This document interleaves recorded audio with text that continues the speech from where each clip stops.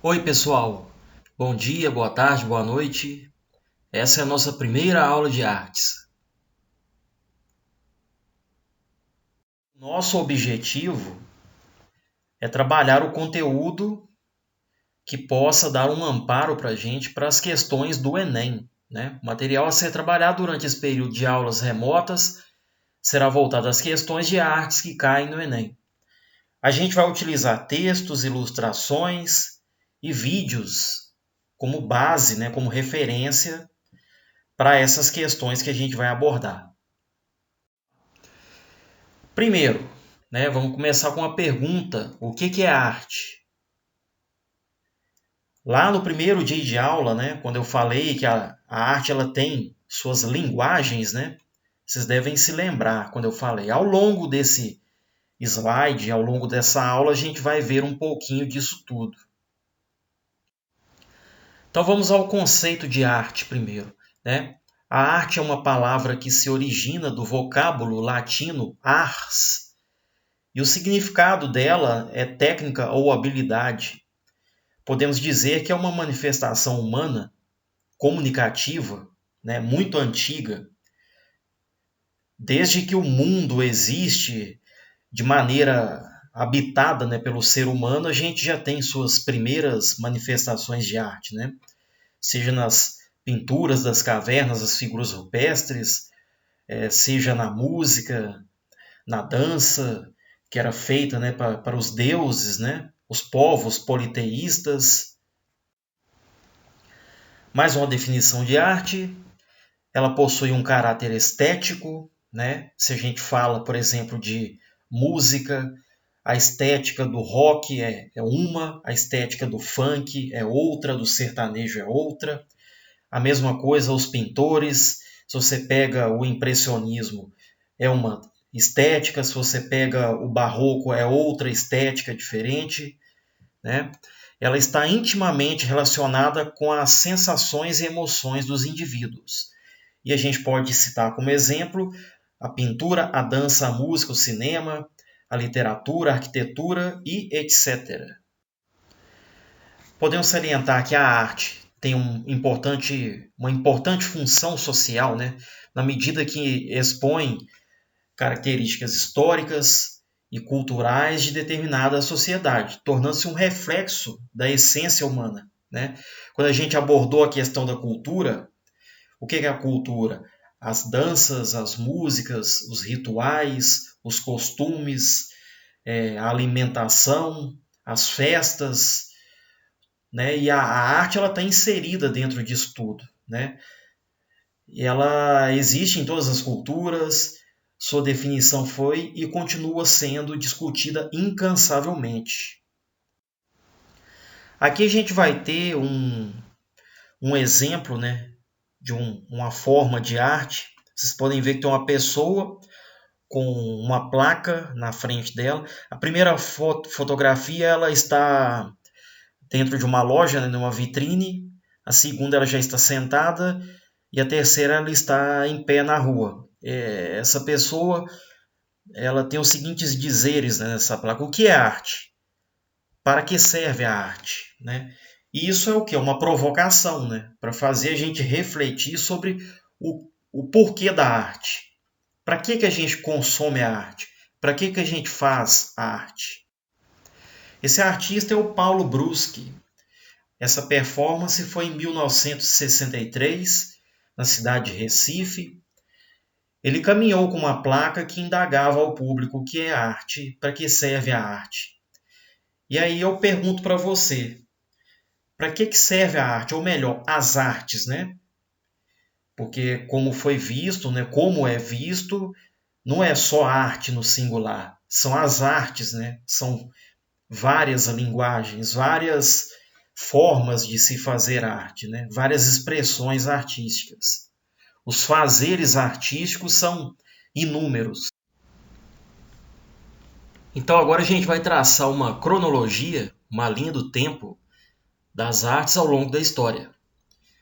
Percebam só que a disciplina de artes ela tem uma interdisciplinaridade com a história e da mesma forma com outras disciplinas também. Sim, existe um elo entre as disciplinas. Matemática com artes, história com artes, português e as demais línguas estrangeiras com artes, com geografia, com física e por aí vai. Tá tudo ligado. Mesmo que a gente não perceba, mas está se comunicando. Essa linha do tempo a gente vai começar com a arte na pré-história. É o período anterior a 3000 a.C. E a gente pode citar como exemplo, até que está nessa figura aí, a arte rupestre. São as primeiras manifestações de desenho, né, do ser humano. Eu me arrisco até a dizer que foi a primeira forma de comunicação escrita, né? Porque o homem ainda não fazia nenhuma escrita como a gente vê hoje, né? Em palavras, né? Então era tudo feito com o desenho. O desenho era para expressar o dia a dia dela, como se fosse o Instagram que a gente tem hoje, que a gente coloca nos stories o que a gente está fazendo em determinado momento, né? Ali ele caçou um animal durante o dia, ele registrava aquilo ali na parede. Não só os animais, mas também a colheita, ou mesmo algum agradecimento aos deuses. Também expressava os rituais deles, né? Tudo isso era registrado nas paredes das cavernas, né? Por isso que se chama arte rupestre. Depois a gente vai ter a arte antiga, que corresponde a 3000 a.C. até 1000 a.C. A gente tem uma figura aqui, duas figuras, né, para exemplificar, que são da arte egípcia, né? Todas essas figuras que eu estou mostrando, vocês podem pesquisar também na internet, tá, gente? Vai pela pauta do, né, arte egípcia, procura lá no Google, vão ter milhares de exemplos, tá? Porque senão o slide acaba ficando muito longo. Depois a gente teve a arte clássica, né? 1000 a.C. até 300 depois de Cristo. Podemos citar a arte grega, né? Que está na primeira ilustração, e a arte romana, que está na segunda ilustração.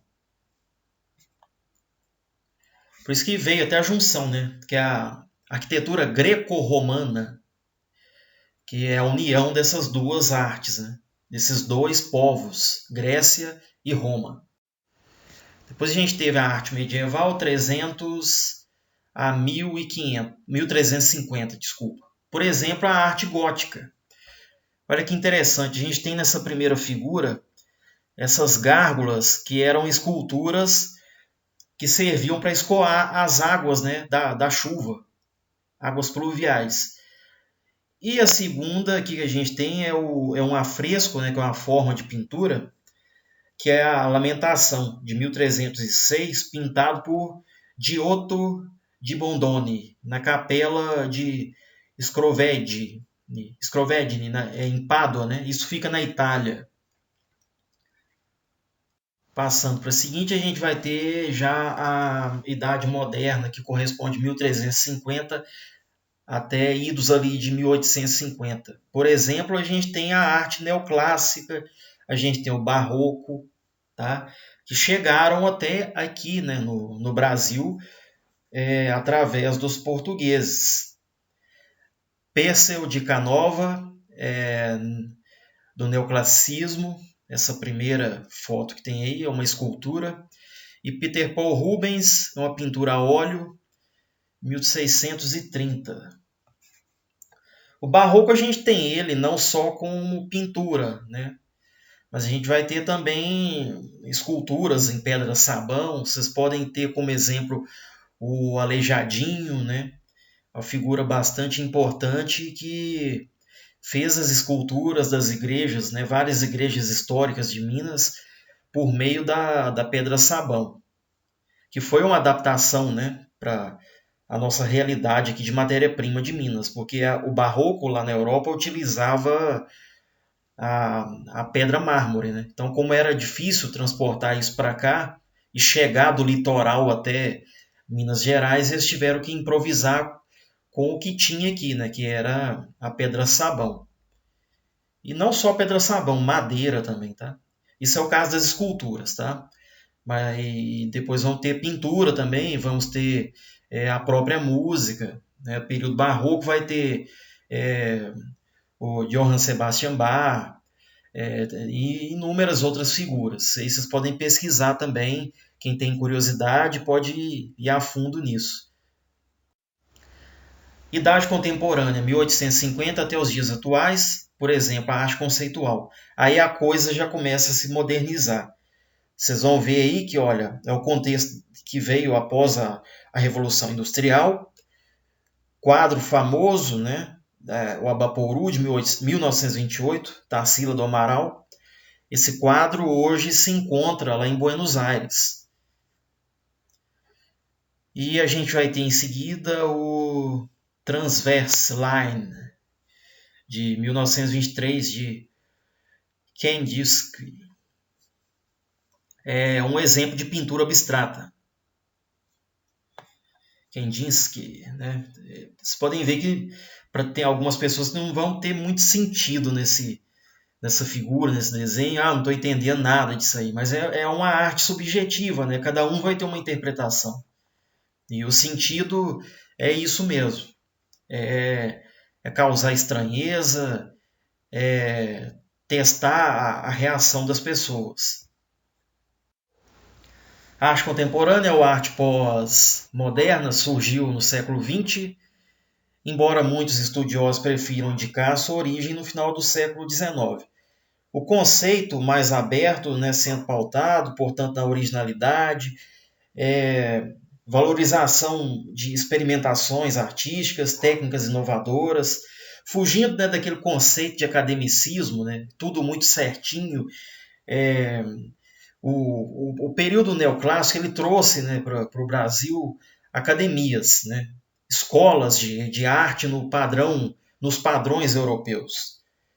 Então, quando a gente começa a trabalhar com experimentações artísticas, a gente foge um pouco desse academicismo e agora inovar, usar a criatividade, fugir de padrões. A principal função é fazer as pessoas pensarem, não somente com trabalhos que abriguem conceitos estéticos de harmonia e beleza, mas a partir de obras que muitas vezes extrapolam os limites da consciência humana. Vocês vão ver um exemplo aí de um grafite, ó. Soldier Throwing Flowers, né? O soldado atirando flores. É uma obra do artista contemporâneo Banksy. E aí a gente vai ter na segunda figura o Ceiling Painting, Yes Painting, de 1966, que é uma arte conceitual de Yoko Ono. A Yoko Ono, para quem não sabe, ela foi casada com o John Lennon, né, que era um dos Beatles. Essa obra dela, tá? Esse espaço, tá, gente, que fica uma sala, que tem uma obra e o público é convidado a participar daquilo. Em Iotim vocês vão ver muito isso. Quem já foi em Iotim sabe que tem algumas galerias, algumas instalações lá que o público entra na arte, né? Ele interage com aquela arte. Aquilo é a instalação. Então esse Ceiling Painting e Yes Painting é uma escada, a pessoa teria que subir nessa escada. Vocês estão vendo que tem uma lupa pendurada e tem um papel em cima no teto.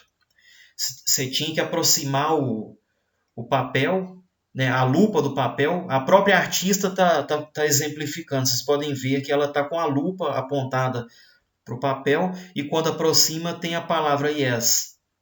Então é por isso, é uma impressão no teto, o sim, né, que foi impresso. E para terminar, alguns exemplos do que podemos classificar como arte: música, dança, pintura, cinema, escultura, arquitetura, teatro, desenhos, artesanato, literatura, fotos, história em quadrinhos, vídeos artísticos, né? Até aquela arte que a gente vê na publicidade, numa propaganda também. Arte digital, arte multimídia, instalações artísticas, como eu citei em Otim, né? design, etc. Olha que curioso, para quem está pensando em fazer uma faculdade de, por exemplo, né, engenharia, dependendo da engenharia civil, você vai trabalhar com desenho, você tem que fazer uma planta. Por exemplo, a arte digital, multimídia, né, tem campo de trabalho para tudo isso. Designer, tudo isso, gente, tem faculdade, tem trabalho, né? Então a arte está dentro disso tudo.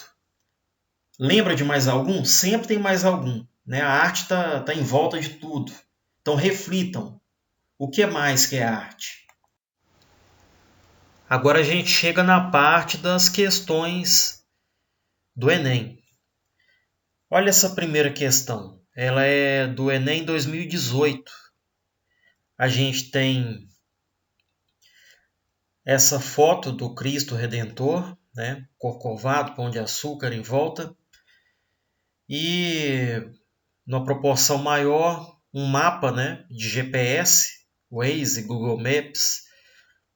Vocês podem ver que tem um tracejado vermelho formando o Cristo Redentor e todo aquele entorno, né, que está à volta dele, Corcovado, Pão de Açúcar e tal. Isso foi para a revista do IBGE, quando rotas se tornam arte, 3 de setembro de 2017.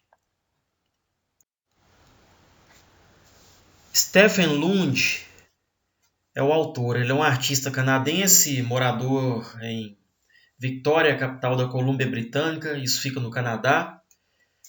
Ele se transformou em um fenômeno mundial por produzir obras de arte virtuais pedalando em sua bike. Então ele vai fazendo o percurso pela bicicleta, né?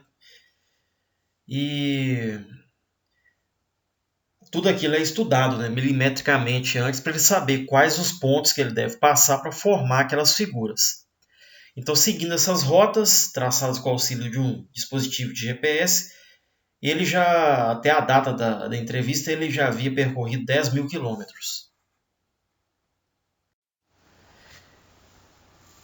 Então, a pergunta é a seguinte: os textos destacam. Por que os textos? Porque no Enem eles consideram a figura como texto e o próprio texto também, né? Então, texto 1 e texto 2.